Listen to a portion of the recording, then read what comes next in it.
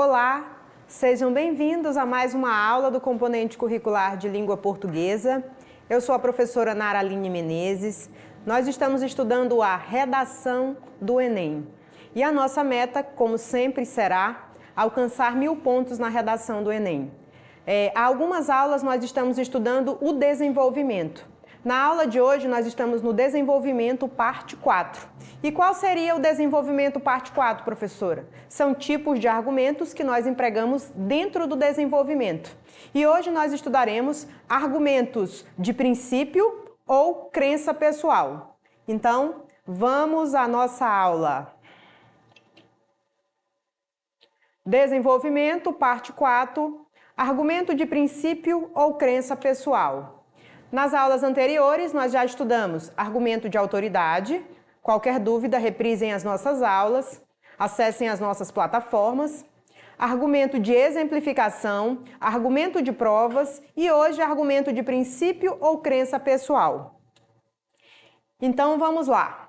Se não for para convencer, eu nem argumento. Lembrando que o nosso principal objetivo é convencer a pessoa que está lendo o nosso texto. Então, assim, eu preciso utilizar os argumentos necessários e plausíveis para que eu consiga convencer a pessoa que vai corrigir o meu texto que eu estou correta. Correto? Vamos à aula. No momento da construção textual, os argumentos são essenciais, pois são prova que apresentamos, com o propósito de defender a nossa ideia e convencer o leitor de que estamos corretos. Então, vamos ao argumento de princípio ou crença pessoal. Então, referem-se a valores éticos e morais supostamente irrefutáveis. Nós estamos falando de valores éticos e morais que são inerentes à sociedade. Não está pautado em nenhum lugar, não está escrito assim como as nossas leis, mas é uma construção da sociedade ao longo de todos os anos e ao longo da história. Continuando, no argumento de princípio, a justificativa é um princípio, ou seja, uma crença pessoal baseada numa constatação lógica, científica, ética e até estética, aceita como verdadeira e de validade universal. Por exemplo, nós criamos valores éticos e morais na nossa sociedade que todos nós concordamos e passamos a respeitar, mas ele não está fundamentado em nenhum lugar. São valores inerentes à sociedade. Então, vamos observar como é que fica isso.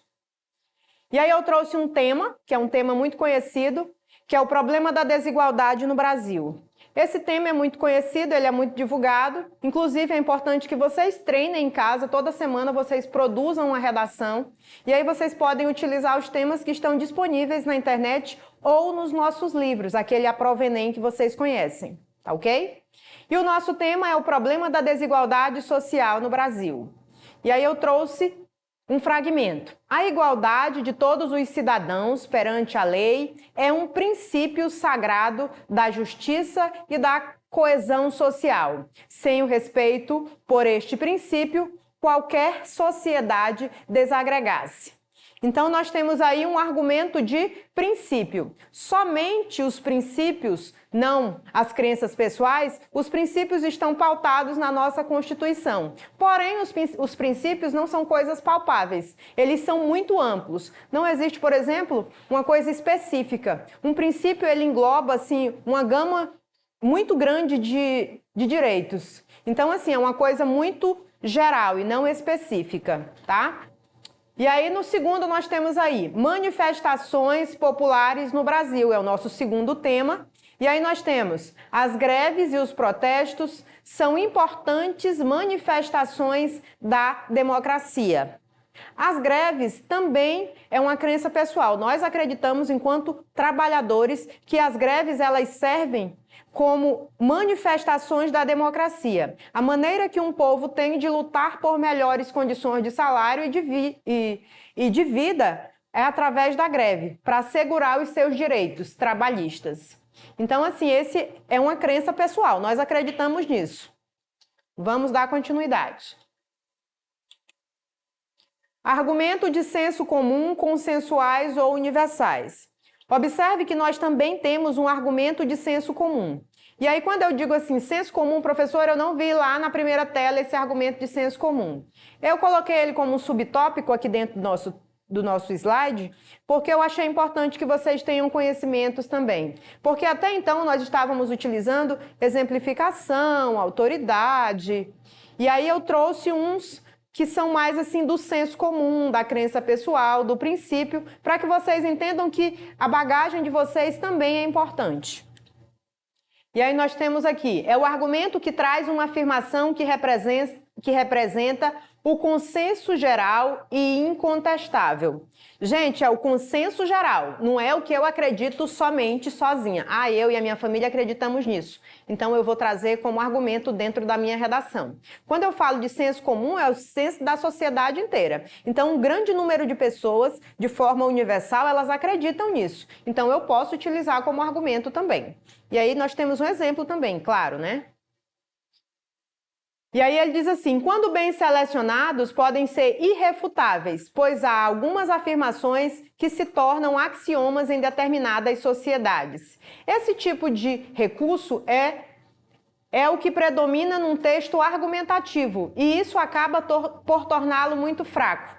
Então, assim, se eu estou falando de senso comum, eu preciso que esse senso comum, ele seja um senso comum, que ele seja universal. Porque se for uma coisa muito específica, ele pode ser refutado. Então, tem que ser uma coisa que é aceitável pela grande maioria, para que ele seja irrefutável.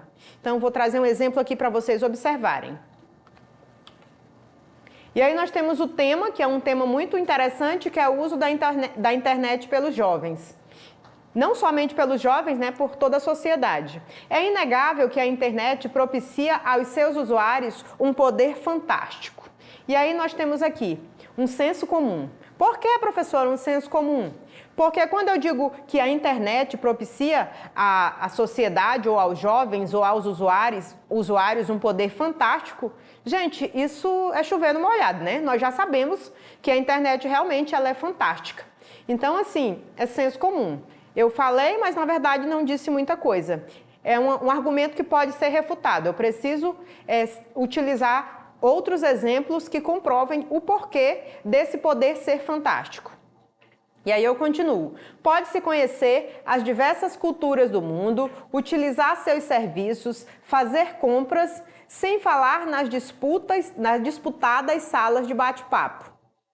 Aí ele diz assim, porém, é preciso discernir seus sites, o que uma criança e até mesmo um adolescente, em sua maioria, não é capaz.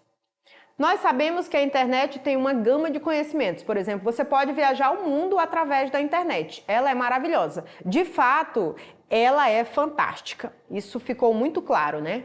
Todos gostam da internet. É maravilhoso fazer pesquisas.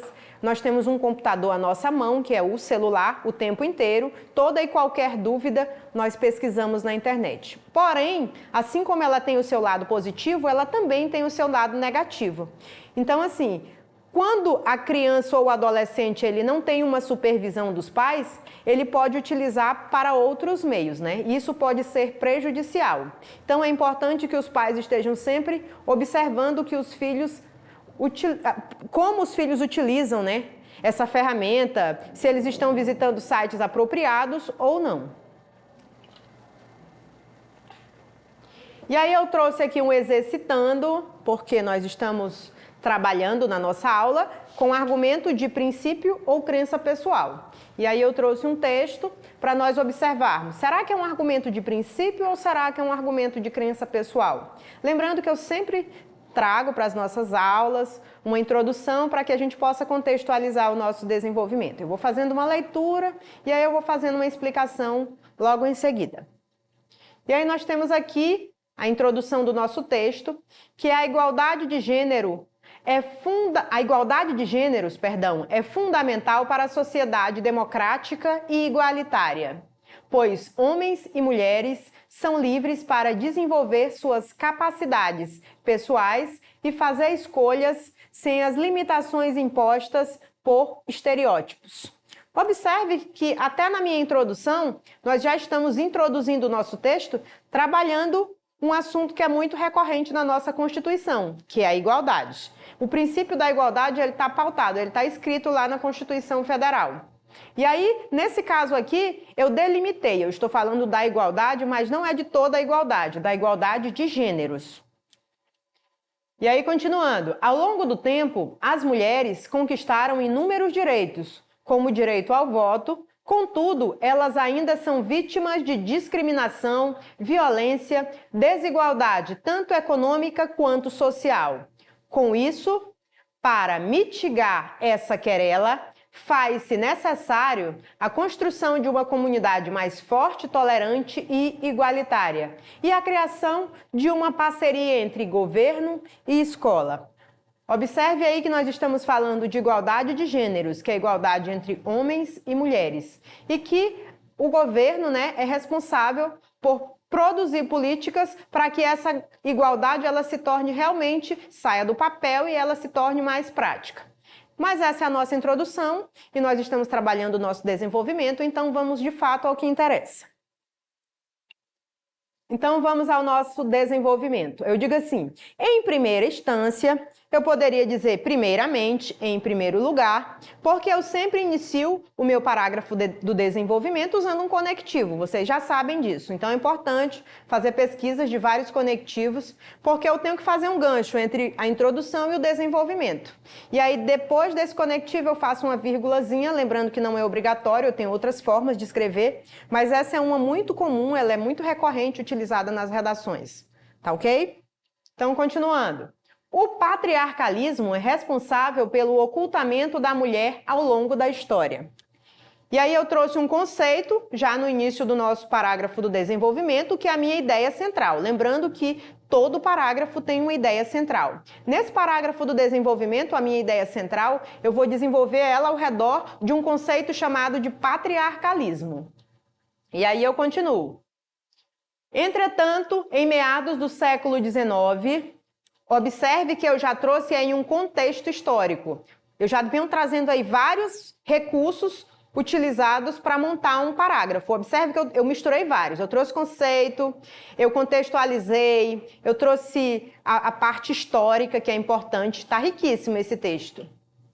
E aí ele diz assim, o feminismo, que consiste na luta pela amplificação de direitos civis e políticos das mulheres, e aí eu trouxe outro conceito, que é o conceito de feminismo, ganha força e passa a questionar o papel delas na sociedade. Observe que, lá naquela estrutura do desenvolvimento, nós temos as exemplificações. Lembre que nós temos o tópico frasal, que é a ideia central, e aí nós contextualizamos, e aí logo em seguida nós trazemos exemplos para comprovar a nossa tese. E aí ele continua. Um exemplo desta reivindicação é o retratado no filme As Sufragistas. Já trouxe outro argumento aí, que é um argumento que eu faço uma citação a um filme. As sufragistas vem de sufrágio universal. Professora, o que é um sufrágio universal? Nunca ouvi falar nessa palavra, professora. Sufrágio universal está até pautado na nossa Constituição Federal, são os nossos direitos políticos, tá? Então vamos dar continuidade. As sufragistas, que relata a vida de mulheres inglesas que sofreram humilhações e lutaram contra a desigualdade política e social. No entanto, é evidente, nós temos aí, no entanto, observe que eu vou concluir o meu parágrafo de desenvolvimento. O meu parágrafo ele tem que ter um começo, um meio e um final. Tem lá o tópico frasal iniciando o texto, tem o conectivo, tem os exemplos e agora eu vou concluir. Ele diz assim, no entanto, vírgula, já vou concluir o meu parágrafo. Fique atento.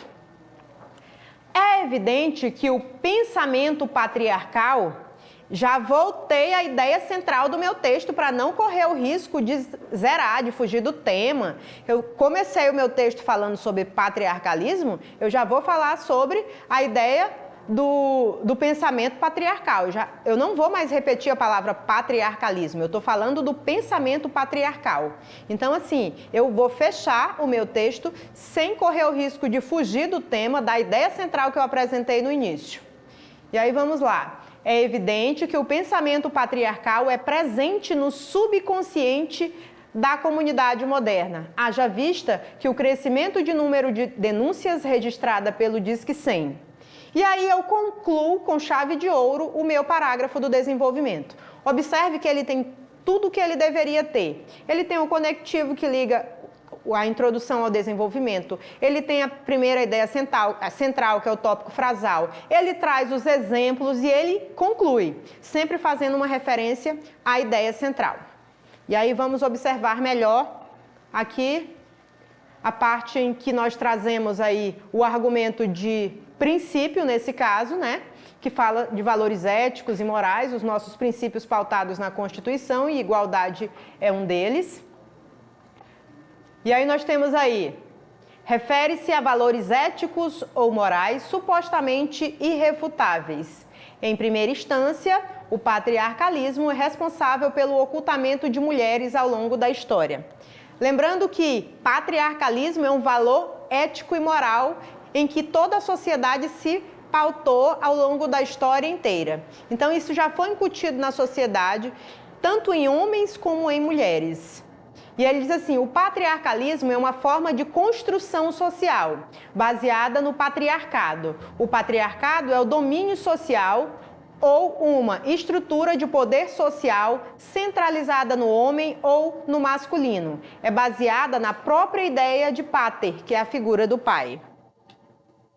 E aí nós temos aqui um segundo parágrafo do desenvolvimento. E aí nesse parágrafo de desenvolvimento, como o nosso tempo é um tempo um pouco curto, eu já vou observar que depois vocês façam uma leitura mais minuciosa desse parágrafo. E aí você vai observar, por exemplo, que nós temos a questão da igualdade de gêneros também. E aí é o segundo parágrafo do desenvolvimento daquele texto, ele diz assim, a igualdade de gêneros é garantida pelos direitos humanos. E aí ele continua, no entanto, já vou concluir o meu parágrafo. No entanto, essa segurança não foi alcançada totalmente. Ele diz sim que existe uma igualdade de gêneros, porém ela não foi alcançada totalmente, devido ao preconceito para com o outro, além da ineficácia das políticas públicas que visem coibir e mitigar esta querela. Observa que eu inicio lá o nosso texto, é válido ressaltar que, segundo a ONU, o Brasil apresenta altos índices de desigualdade econômica e social entre os gêneros. Eu trouxe aí uma citação, né? Observe que eu citei a fonte, então eu tenho aí um argumento de prova, e aí a minha fonte é a ONU, eu trago dados estatísticos que ele diz assim, mulheres ganham em média 27% menos que os homens, sendo que o nível de escolaridade das mulheres é maior do que o dos homens. E aí ele diz assim, é importante pontuar também, eu trouxe os dados estatísticos e aí eu vou trazer os exemplos e eu vou explicar para que a pessoa que leia a minha redação realmente descubra que eu estou correta, que ela se convença que o meu argumento é o argumento correto e que realmente as mulheres elas ganham menos, mesmo elas tendo uma qualificação maior. E aí ele continua. É importante pontuar também, olha o também aí, ó, mais uma ideia. Segundo o Ministério da Saúde, nós temos aí um argumento de prova, porque foi feita uma pesquisa, tem um dado que foi comprovado cientificamente. Em 2014, mais de 140 mil mulheres precisam de atendimento médico, pois sofreram violência doméstica ou sexual. Então, assim, ele trouxe alguns dados, ele se pautou em algumas pesquisas, ele utilizou o argumento de prova, e aí ele trouxe dados estatísticos para comprovar que, de fato, existe uma desigualdade. Não existe uma igualdade de gêneros como deveria existir. Até existe até um certo ponto, porém, não de forma integral. E aí, para nós concluirmos, nós temos aqui que refere-se a valores éticos e morais supostamente irrefutáveis e a igualdade de gênero é garantida pelos direitos humanos. Além dos direitos humanos, nós temos aí o artigo 5º da nossa Constituição Federal de 88, em que diz que todos somos iguais perante a lei, sem distinção de qualquer natureza, garantindo-se aos brasileiros e aos estrangeiros residentes no país a inviolabilidade do direito à vida, à liberdade, à igualdade, à segurança e à propriedade nos termos seguintes. Então, nós temos aí como argumento de princípio, um princípio que foi pautado na Constituição Federal, assim como um princípio dos direitos humanos, que servem até como argumento também de autoridade. E aí, como o nosso tempo está se esgotando, na aula de hoje nós estudamos argumento de princípio ou de crença pessoal, né, que são duas coisas completamente diferentes. E na nossa próxima aula, que é a aula que nós iremos concluir os tipos de argumento, que é a aula número 5, nós fizemos uma espécie de série da redação nota 1000, na qual nós, na primeira temporada, trabalhamos a introdução, e a nossa segunda temporada nós iremos concluir na nossa próxima aula, porque nós iremos fechar com chave de ouro, falando sobre o argumento de causa e consequência. Esse argumento de causa e consequência, ele é muito utilizado, é uma estratégia que a maioria dos alunos que alcançam 1000 pontos utilizam, porque nós temos um parágrafo de desenvolvimento de causa e outro parágrafo de desenvolvimento de consequência, porém, nem todos os temas seria possível nós utilizarmos esse tipo de argumento, mas é importante que nós conheçamos para que o nosso leque de possibilidades seja ampliado. E aí, muito obrigada pela atenção de todos vocês. Essa foi mais uma aula de língua portuguesa. Eu espero que vocês tenham gostado e assistam aos nossos vídeos nas nossas plataformas. Até a próxima aula, no nosso último episódio do Desenvolvimento, parte 5.